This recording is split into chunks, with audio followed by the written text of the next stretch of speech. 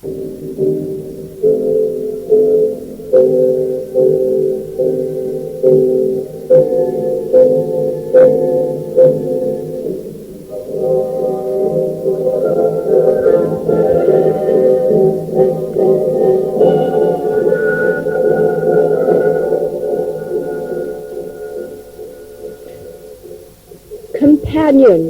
of era, of America, of all lands on our beloved earth, we are assembled for the investiture of a grand knight companion of the noble order of Tara. Friend, what companion is this? You are a companion in your time and place, and you are going to join us in verity in this reanimation of the investiture. Why? To save our earth from pollution, from definite targeted work. As the spear is thrown at a particular point, so do we, with peaceful love, yet fight to save our earth and the elements. I want you to have a glass of water there and drink it at the end of this, and don't rush into traffic for half an hour. Don't lose consciousness, but I'd like you to be dreamy. You feel you are going to enjoy this. It's exciting. It's new. It's old. You begin to rise gently in the creative imagination into your astral body, and come with me to the land of Era. You look down upon Inishfoil, land of destiny. Between it and the Americas is the lost Atlantis, which still radiates, animated from the skies, the stars.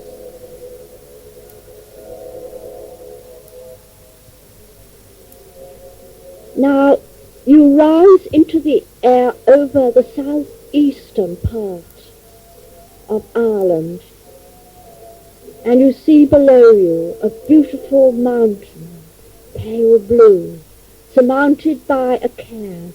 And this is a pre-diluvian mountain, granite, soft, smooth, as is the Wicklow Range. This is the Black Stairs Range and the Leinster Range, now imperiled from a threat of open-cast mining.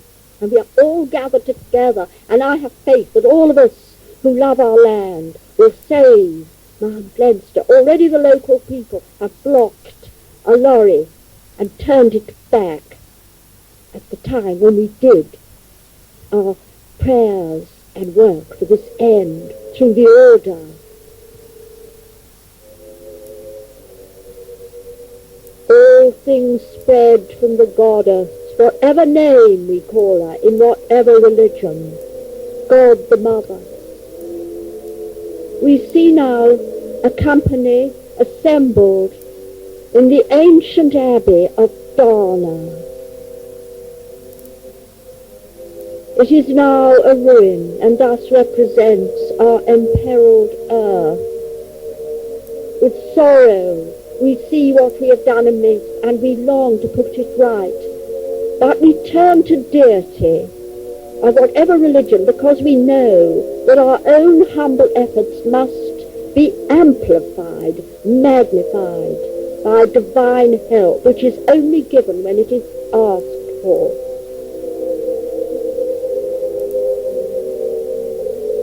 We see the companions now gathered before an ancient dolmen. They anoint their brows at a great cauldron of water, and each place their hands upon the dolmen and hail the goddess Dana, some in Gaelic, some in Latin. Ave Dea, Martha, Ave Brigid, Dea Fonte, which is to say, Hail to the Mother Dana, Mother of the Tutha De Dana, and Mother of us all. Hail to the Goddess Brigid of the sacred waters of life. The procession winds its way now out of this temple and approaches a castle. We have heard of this. This is Clonigall Castle, head of the Fellowship of Iles. We begin to discern, as we approach and join the procession, who are taking part. The Grand Chancellor, Lawrence Durden Robertson, Baron Robertson of Strelloch, is wearing the stately black and blue headdress of ancient Egypt with a golden serpent and academic robes of Trinity College of Dublin, Master of the Arts, with deep blue and black. His sister is robed in the insignia of Grand Dame Chancellor, again wearing the sash of the order and insignia, and a long black cloak. Now we see the candidate for the first time, Douglas Reagan, to be invested as the active head principal of the order, Grand Knight Commander of the order, the Noble Order of Taro, Pro Natura, Pro Dea Pro Natura, for Goddess and God. Two halberdiers stand at the top of a great granite flight of steps, holding ancient ceremonial halberds. They wear medieval attire, Irish medieval attire. We notice that the companions are wearing either ancient Gaelic costumes of the pre-Christian era or medieval attire, for this order combines the chivalry of ancient era, the Tutha De Danann, and the later chivalry of Camelot, of Morgan Le Fay and Merlin, and Guinevere and Arthur.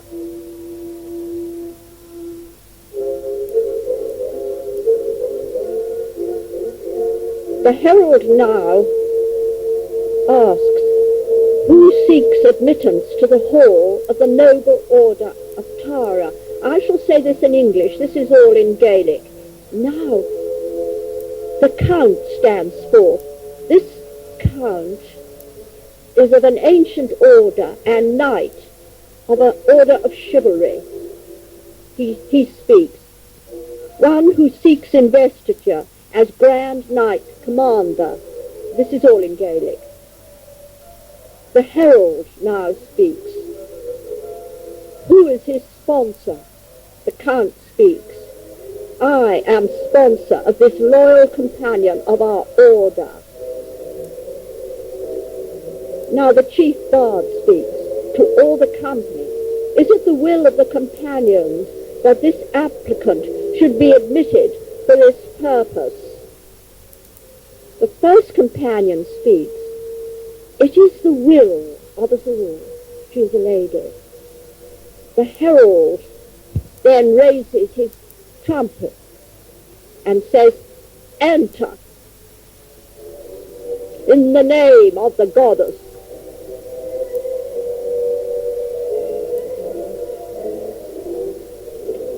There is a procession which we follow through a stately hall hanging with portraits of ancestors and knightly insignia. We observe a crusader's chain mail, 15th century armor. Everything speaks of knightly chivalry for good cause. The procession makes its way down now very twisting granite stairs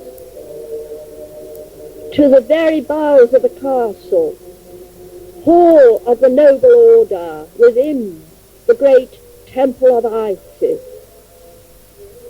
The procession is in order of, led by halberdiers, and followed by companions, then the knights of the order, the dames of the order, the count, bard, the candidate, and chancellor. As this great order is being refounded, all present are honorary dames and knights for the purpose of this particular ritual. Though there is one, Sandra Ramdani, who is to be on the following day invested as Grand Dame Commander of the chapter of Dana for Era, while the headquarters will be in America through the knight, the to be knighted Douglas Reagan. Now we reach the Holy Well. This Holy Well is pre-Druidic, it is so ancient, and it has healing properties, and properties of awakening psychic vision. We gaze at it at wonder. We've never seen a well within a temple before. But then we notice something else. There's a dolmen at the far end, made of stone. Can this be the Leofoil of the castle? Every knightly castle has its stone of destiny, of authority, throne of the goddess Isis, Arset. And we see now the heads of very ancient Celtic deities, stone-carved figures with the helix eyes. These ancient figures of deities still have authority and power. And between the Leofoil and the stone, two stones, there are three of these deities, there is a shining sword. Upon it, at the hilt, on its blade, is the six-pointed star of David. So we associate it with the sword of the archangel Michael. And also upon it are crowns, the crowns of Victoria. So we associate this with the sword of one who protects and defends the goddess. It is by the Holy Well we recognize the sword of Lugh. Every sword hath its name, and the name of this sword is Aries, of the constellation of that name.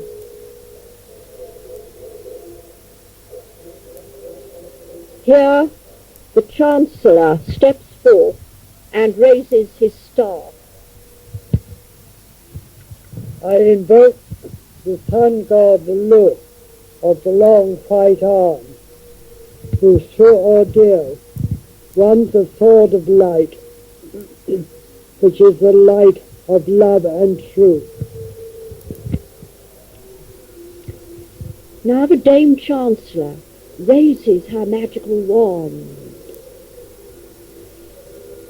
I invoke the goddess Tara, beautiful Tara, in whose waving hair many-coloured suns gleam, whose robe is the oceans, who art daughter of Dana, divine mother of the Tuatha De Danann of Atlantis and the western islands.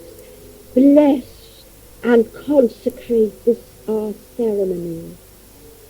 All nature is your veil. Our intent is to found this order, stemming back in the spiritual world to the second scota of the Milesians, these 2,300 years ago. Once more we ask for your blessing, as we did then, for the protection of the earth, through the she of earth and air, fire and water.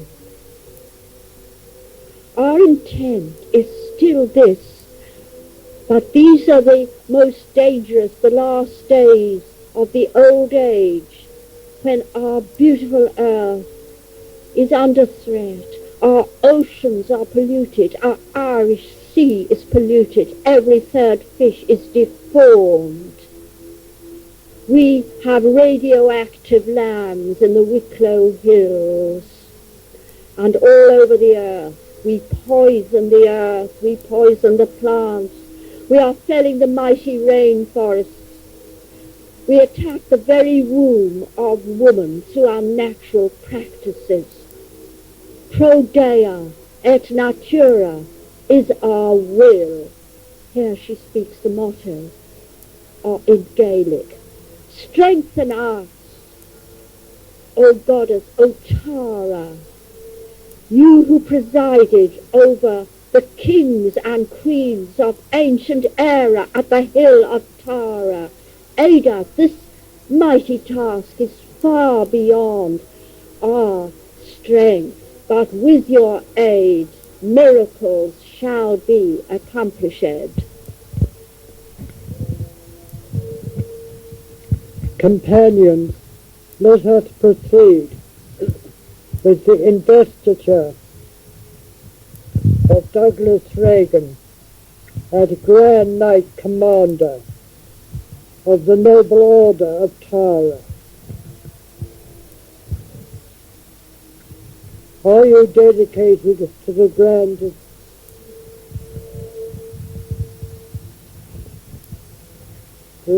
design of the order, to work with the goddess, to protect and preserve our earth and all its creatures? Through her help, I am. So may it be. What name shall you take? I shall take the name of myself, known in the Gaelic. This is Douglas Reagan. So may it be.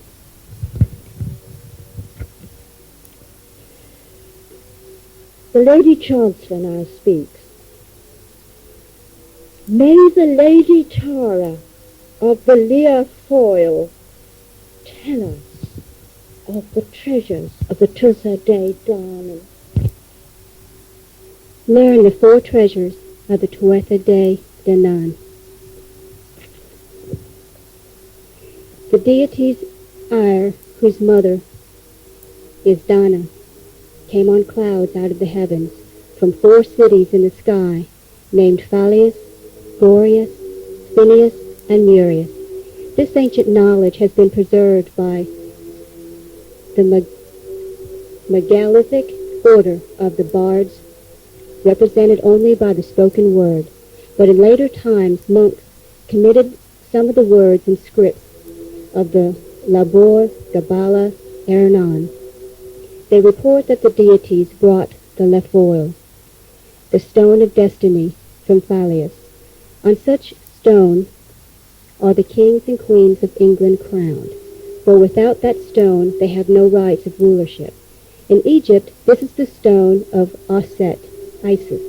It teaches us that the ruler draws power from the Mother Earth. In Ire is the stone of destiny in Tara. In our chapter, this capstone is our dolmen, is our Lefoil. At this point, the Count of the Iles speaks in Gaelic, and I shall translate it. The sword of light the Darnairns brought from Goria. This is the far power, and though the knight wields it, yet the inner fires that glow like golden apples of the sun are bestowed by the maiden. This is the serpent power of the Morrigan that rises in the spine of the true knight. From Urius in the sky, the Dananns brought the cauldron of plenty, which in verity is fertility itself that comes from our earth's atmosphere. It brings health-giving rain and crops. It is also the holy grail of the mysteries, the reception of mystical consciousness. In our chapter, it is represented by this blessed water. The spear of destiny the Darnairns brought from the starry Phineas.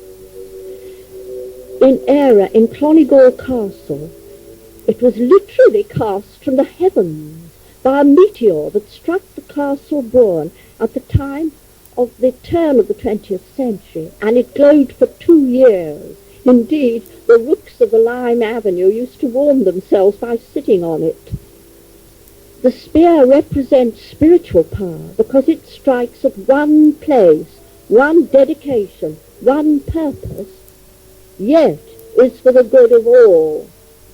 Hence, in this order, there are definite objectives fought for with peaceful means each time, so people can see the results of what they work for. The spear of destiny is here represented by the rising smoke of this incense that reaches to a high point, yet brings its fragrance to us all. Are you willing to undergo the trial of the four treasures of the Torah de Danon? With the faith of the goddess in my heart, I am.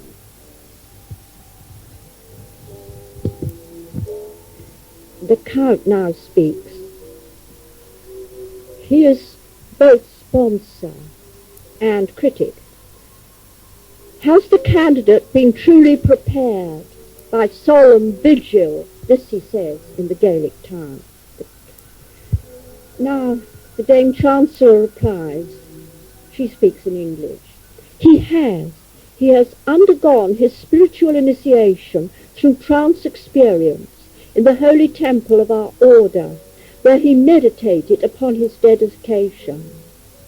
There the goddess appeared to him through etheric vision. This is a part of the physical world not usually seen, but when you experience it, it is seen with eyes open. This is accepted as true experience of the goddess. She said to him, "In you am I well pleased. This is the time. It is now." Because I was present at this experience and felt the power, I, Dame Chancellor of the Order and Priestess of Isis and his sponsor, the goddess has given him her vocation, because true vision has awakened in him through his third eye. The Count now replies in Gaelic, "I judge in the name of the Knights of Era of the orders to which I belong, but this candidate is worthy to face the ordeals. The unworthy may not even face them. I greeted him at dawn, and his loyalty, courage, and endurance throughout the night in the darkness makes him a true candidate for knighthood." From the depths of the earth comes the light. Here the Lady Tara, a beautiful woman, clothed in orange, wearing a bronze crown, takes the sword from the stone and hands them to the Lady Brigid. The Lady Brigid is wearing various shades of blue and wears again a copper crown with a Brigid Chris, a diagonal cross with edges to it, as it were, on her brow. It's beautiful because there are many candles here. Try and visualize this scene at the well. A lady of the earth wearing the bronze crown of queenhood, handing this sword to the lady of the lake. From the primeval waters cometh life.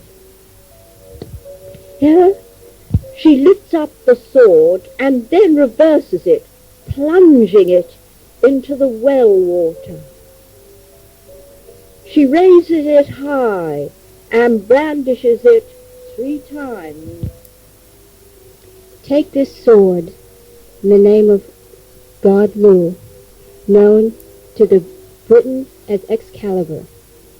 Take this sword from Brigid Lake.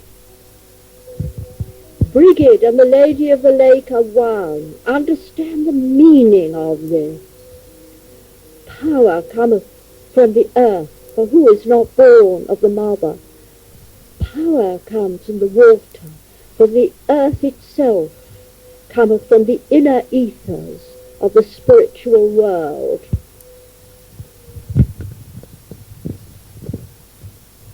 Will you preserve peace with honor? Always and throughout my life I shall. And then, when sheathed the sword, Here, the Lady Brigid gives the sword to the candidate, and the Lady Tara comes forth with the scabbard. For the unfortunate knight who has no scabbard must spend his life in endless warfare. The candidate now sheathes the sword. He returns it to the Lady Tara, who places it once more in its home between the stones. will you protect the homes of humans and beasts and birds and all creatures, so that they may dwell in safety and abundance upon the earth? With all my heart I shall. So may it be.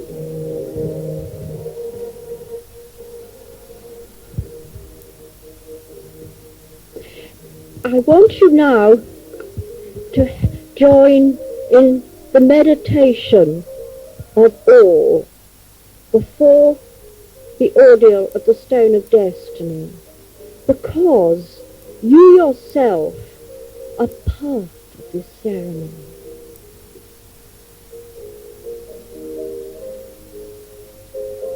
You cannot do anything in life without reverence for the mother who bore you.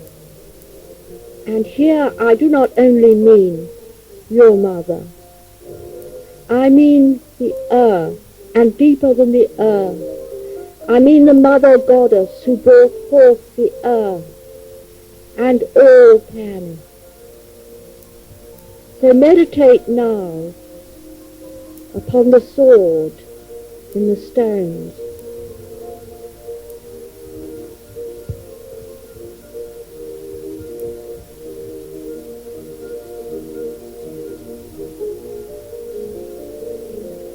Think of what happened then. Think of the sword plunged into the water. Can you not remember the ancient myth of the Rhine maidens who had their beautiful gold stolen from them by fallen beings, once gods, and the gnomes? They made a mighty civilization upon a far planet, but because they had stolen the secrets of life through misuse of science, their whole planet was destroyed. So tells the legend of Asgard. And the gold of ancient wisdom misused had to be returned to the Rhine maidens, that is the beings of the ether, of water. And what did they do with it? They were happy, they played, they enjoyed it. We must not follow this example. We are at the parting of the ways in our planet. Let us visualize the sword rising from the waters, held by the Lady of the Lake, who brandishes it in the name of the triple goddess 3 times. So may we use power for good. For the well is the well of inspiration, not dead knowledge. For originality, not stale repetition. For life, and not for deception.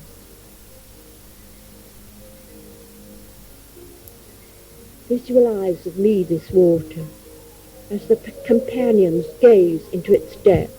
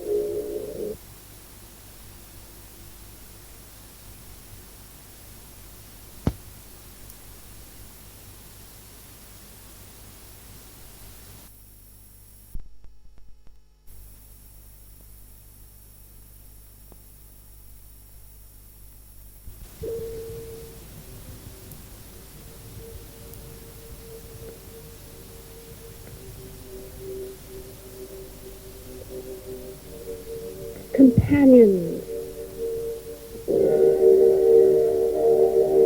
We are standing round the holy well in the hall of the night of the temple of Isis. We have been meditating upon what we have already seen. The Lady Brigid speaks. Man and woman are one. Sun and moon are one. Peace and honor are one. The candidate has passed successfully the ordeal of water. Now he must face the ordeal of earth. We have heard him give his promise to protect the homes of humans and beasts and birds and all creatures so that they may dwell in safety and abundance. But what a mighty task! Surely he needs authority as well as spiritual calm. So the Lady Tara, she who represents queenship and kingship, she who gives the power to the Pharaoh in Egypt, to the king in England through the Lear foil, to all sovereigns, now speaks through the Lady Tara. Now cometh the ordeal of the stone of destiny. First you need to cross the water to reach the stone, signifying tranquil emotions and a strong will. A stone is guarded by the ancient ones, the deities of ire. They will not permit an unworthy candidate to take the sword. His hand cannot move. Draw now the sword, if you can. This is indeed an ordeal. It's not a physical one, as Arthur had to pull a sword out of a stone. This sword is protected by some of the most ancient figures on earth of ancient Ireland, carved into the face of gods. It is between this and the powerful stone of destiny, and to those with psychic vision, these stones have an aura of light. The candidate faces the well as all draw aside and watch, because here some cannot find, they cannot cross the well, which is very big, and cannot lay a hand on the sword because of some guilt, some self-distrust, lack of confidence within them. The candidate does not rush. He stands still, contemplating the water. You yourself join him in your mind. Suddenly, he makes up his mind. He takes a great step right across the deep well.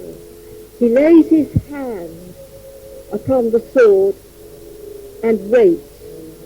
Then he finds he can move it.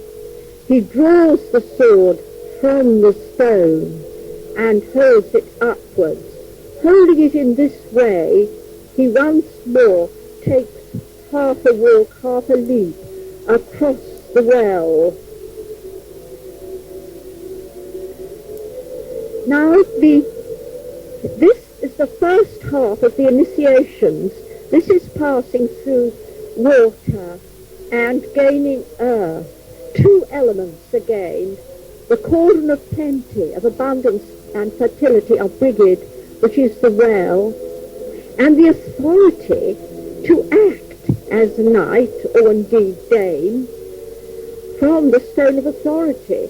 Because what's the point of being on earth if we cannot act? We may as well stay in the astral plane. The procession now makes its way away from the well, and we see a long, long line of ancient columns passing a dungeon, which is now a chapel of the mothers, where respect is given. The procession wheels now round an L shape before more columns until they reach two pillars before a high altar.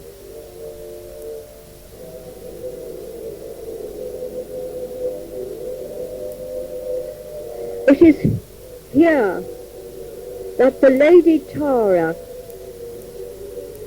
accepts back from him the sword and sheathes it.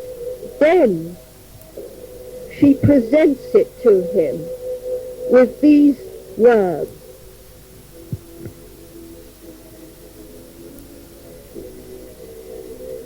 Accept the sword of rulership from the goddess Terra. He accepts the sheathed sword and places it against the altar.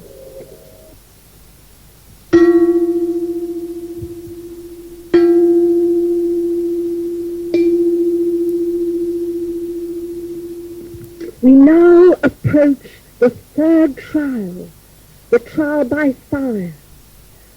The candidate must now accept courage to use the sword of fire.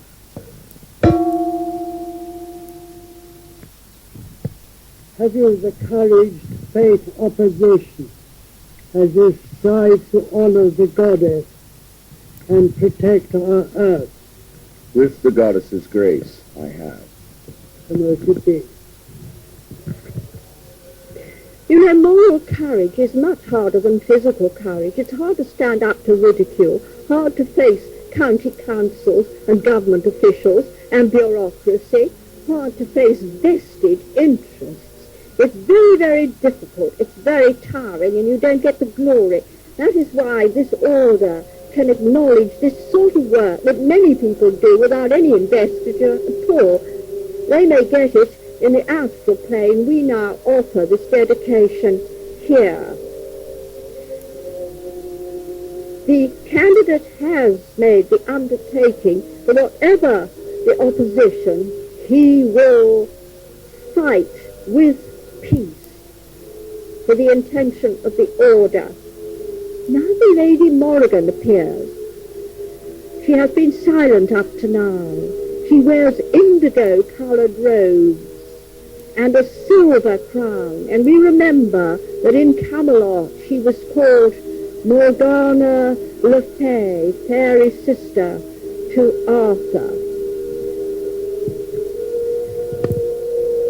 She produces her magical wand, the silver wand, beautifully engraved with mystic sigils, Ogham, and with her wand she creates 3 bars of light, like a triangle, left, right, center, downwards. Now she consecrates the sword through candle flames. There are 8 candles on the altar and 1 before the altar, making 9, without putting them out.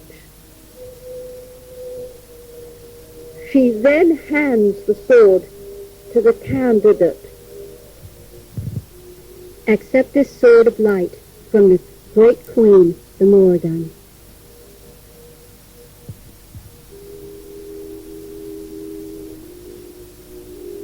Feel its fire within yourself. I want you now to feel the fire within yourself. You say, how can I do that? I mean, I'm in a bed sitting room or I'm out in the dark. You can feel it anywhere. You're feeling it now. As the companions stand and feel the power, the inner power of the goddess rising within them, tree of life. I want you to feel this. Power that comes from deity, power of the Holy Spirit, known to all faith. You feel power from the ground coming up from your feet. It's reaching now the base of your spine, where it is warm. Rises through your solar plexus and brings you healing. Now it reaches your heart, so you have good heart to accomplish wonders.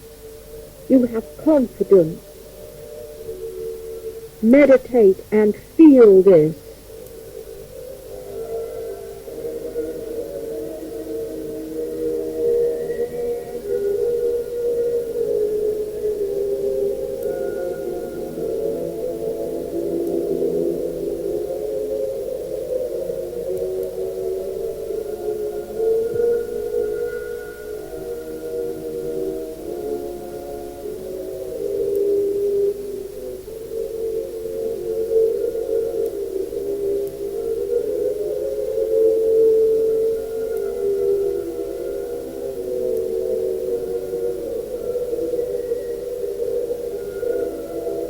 The fire is within you, and once you have experienced it, you will always have it. But do not misuse the Morrigan's fire. See that it flows right through you. The spiritual grace up your spine, not only in one psychic center. The Chancellor addresses the candidate. Do you venerate the goddess Dana, the Dea Et Natura, and deity in all faiths? I do with everything that I possess. So may it be.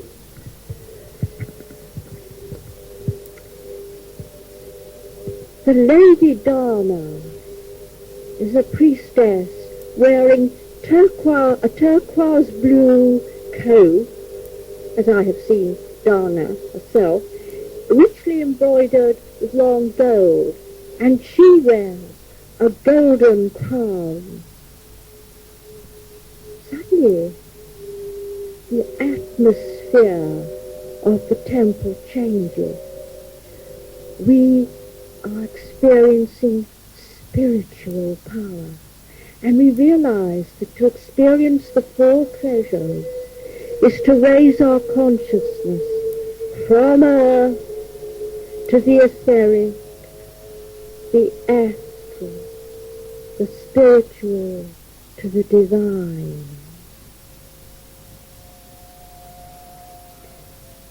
Visualize now the Lady Dana being given the sword by the Lady Tara, and she unsheathes it.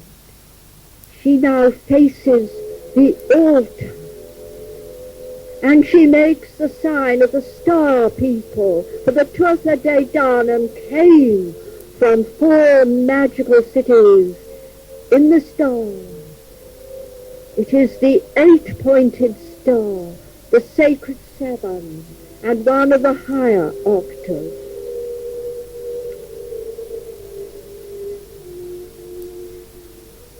She calls upon the goddess Dana to bless our order, and the candidate, and the sword, and us all. Accept this sword from the goddess Dana in honor of all deities.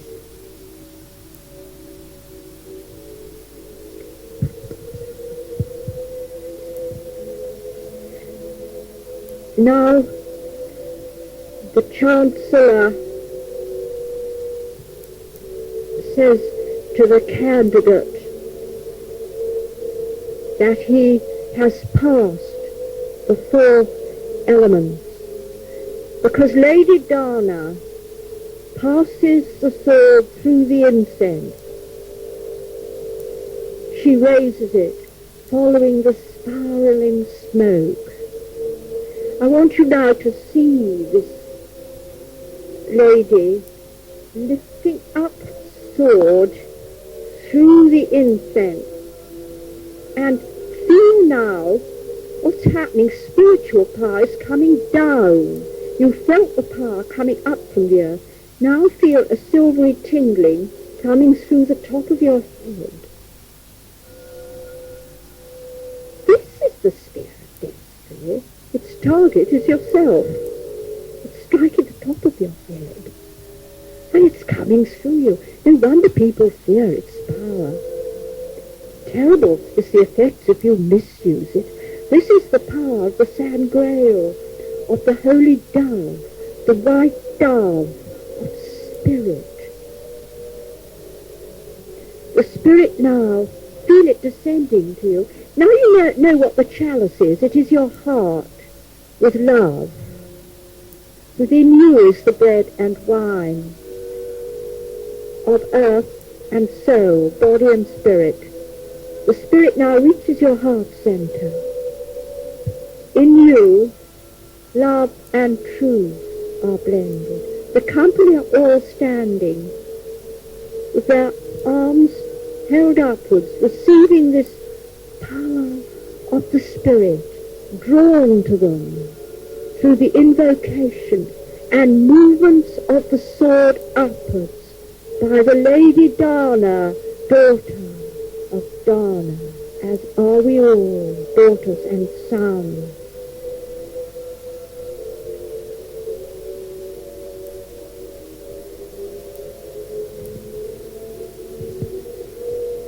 We notice now the company are looking at the candidate. They want to see if his aura is pure and worthy. Has he received the Spirit? For without Spirit we are as nothing.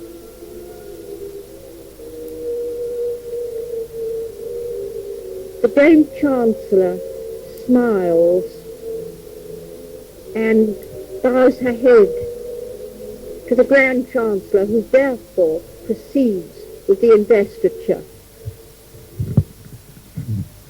I declare that Douglas Reagan is a successful candidate for the grand knighthood of our Order of Chivalry.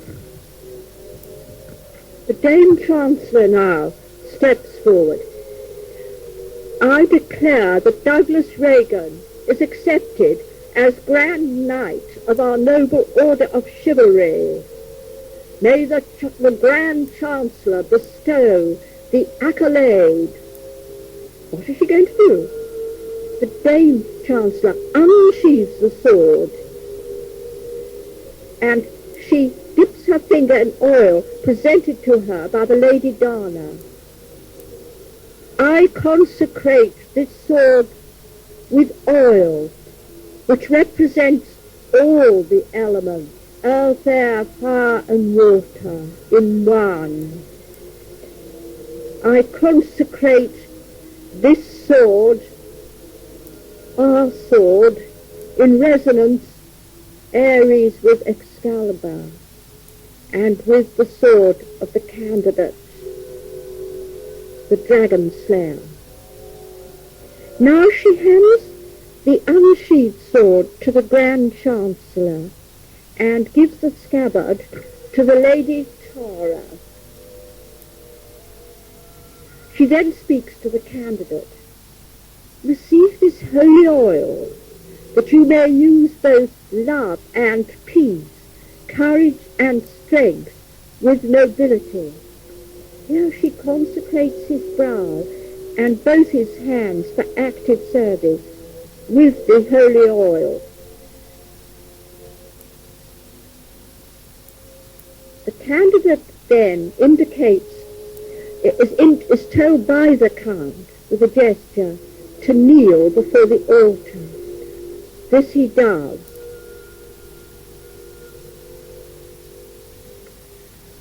The Lady Dana now faces the altar with her own upraised wand.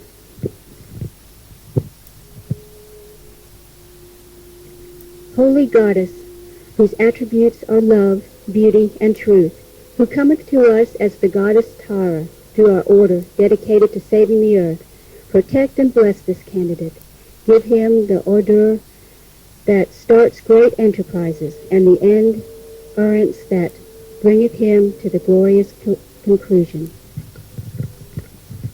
Here the Dame Chancellor presents the unsheathed sword to the Grand Chancellor, giving the scabbard to the Lady Tara.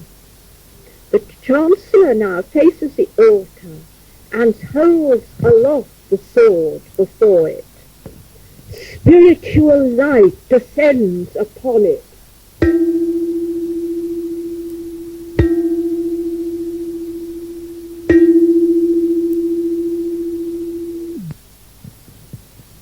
Behold the sword of Lugh, Excalibur. May the light be with us, and through it in the name of Tara.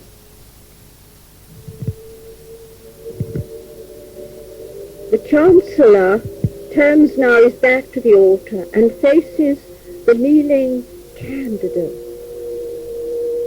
He bestows the accolade. With the sword, the flat of the sword, he touches the right shoulder of the candidate the left and the right again. He then declares,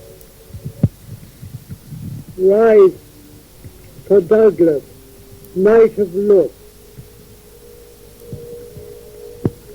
the candidate rises.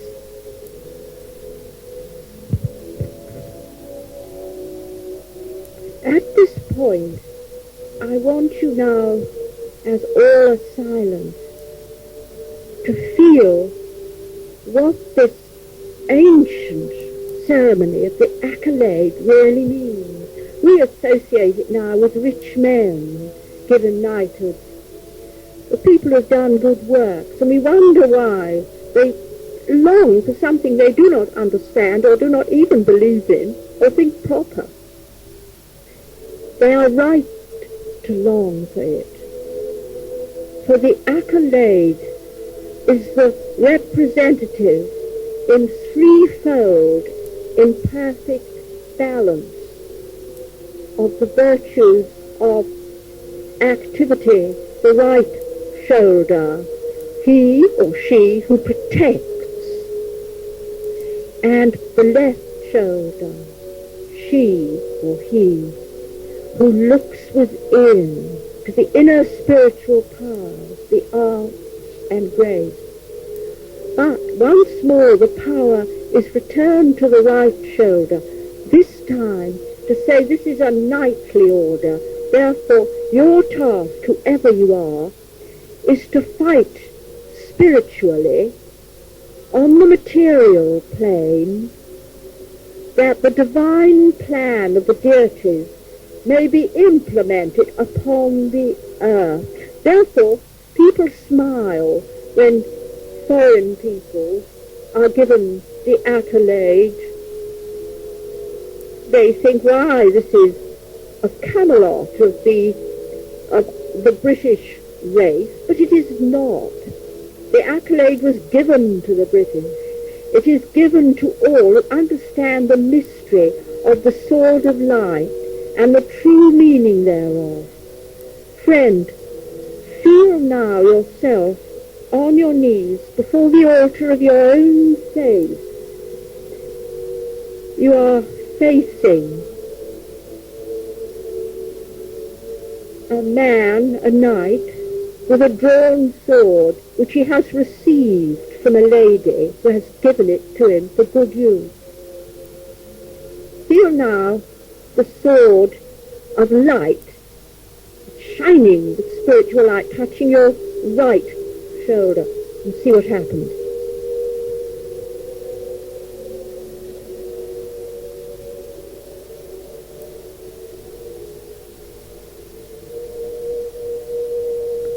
Now feel it touch your left shoulder. Do you notice psychically the power is stronger on your left side, animated by the right side of your brain? This is your intuitive spiritual side. You think you'd like to stay like that. It's awfully tiresome to have to write letters to local authorities or sit in front of lorries about to dig up your mountain. You think you'd like to stay and be a dreamer. But no. You are touched again this time on your right shoulder. This could be reversed if you're a left-handed person. It still means work. Come back to earth and work.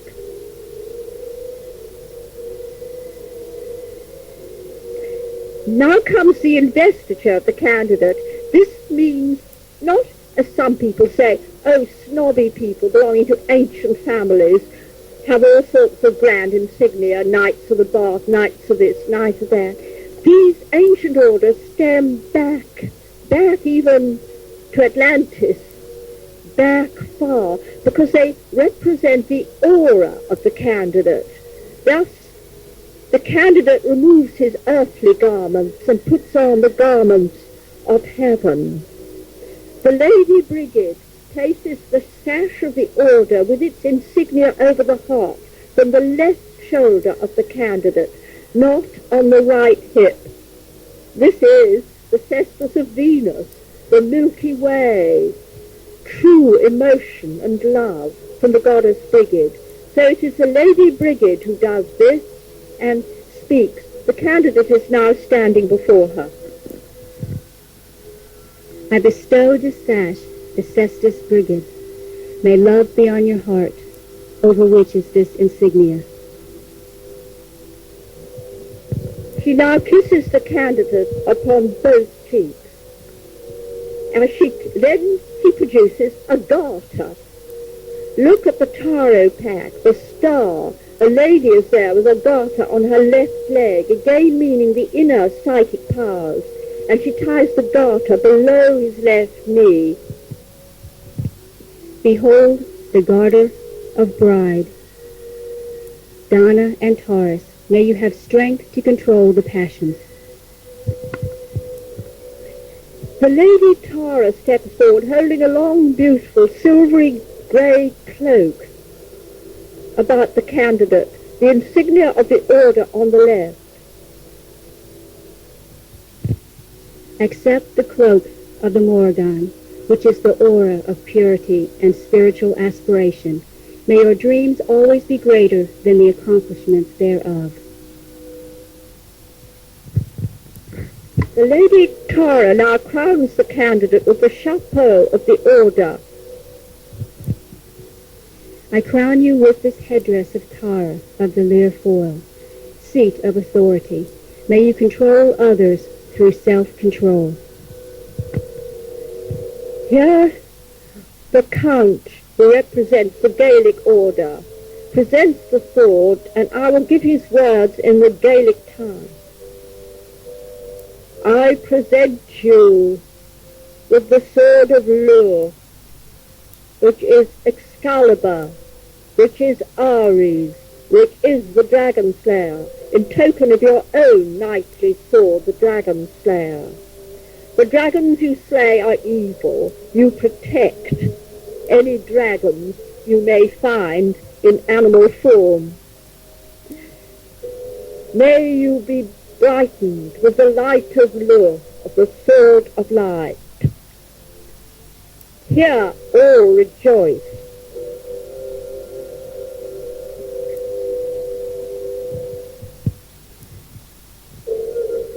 The Chancellor speaks. In the name of Tara and of the noble order of Tara, I declare that Sir Douglas Regan has been invested with the regalia of a Grand Knight Commander of the noble order of Tara by the dames of the order.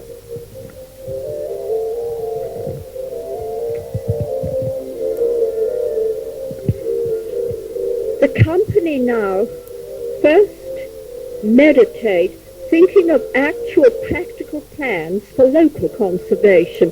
Every chapter of the order finds some particular task to do, to accomplish, so they have the pleasure of seeing the results of what they do. So I'd like you now to sit and think of some local task you can do to save our earth, knowing that what you do will be amplified now through the spiritual powers of the Tuatha De Danann and your own deities.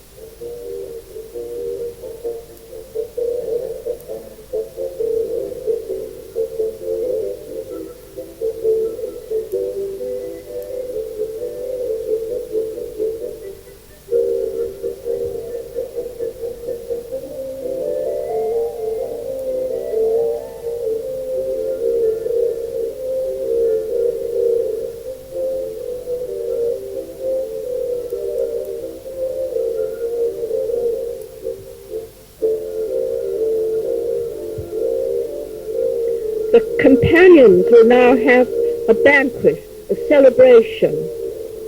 But before this, they give thanks to the deities. The Chancellor, the Grand Chancellor, gives thanks to the goddess Dana and the god Lugh. We give thanks to the goddess Tara and the god Lugh.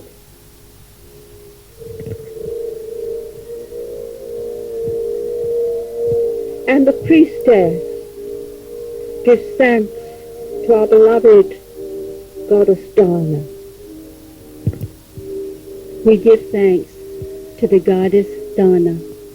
Friend, return now to your own time and place in full consciousness with our love, Shlante.